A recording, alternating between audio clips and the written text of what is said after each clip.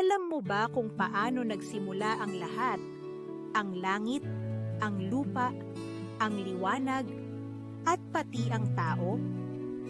Sa simula, wala pang kahit ano. May kadiliman at katahimikan ang naghahari. Ngunit sinabi ng Diyos, magkaroon ng liwanag, at nagliwanag ang mundo. Nahati ang gabi at araw, unang tanda ng pag-asa.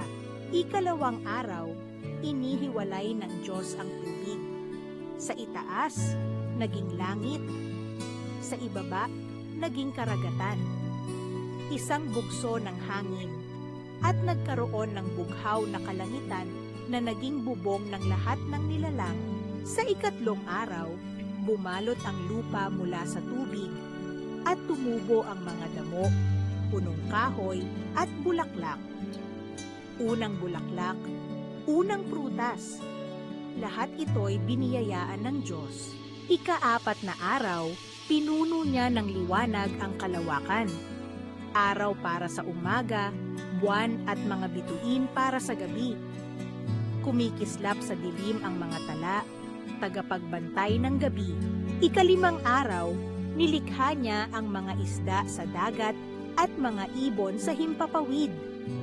Malilikot na isda at mga ibon na umaawit, nagbigay ng buhay at kulay sa mundo.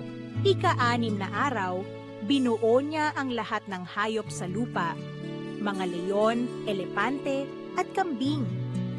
At sa wakas, nilikha ang tao, si Adan at Eva, nakawangis niya upang pangalagaan ang lahat ng nilalang.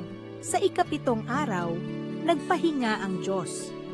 Pinagpala niya ang araw na ito at ginawa niya itong banal.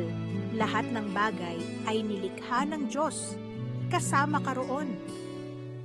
Sa bawat bahagi ng mundo, masdan mo ang kanyang pagmamahal.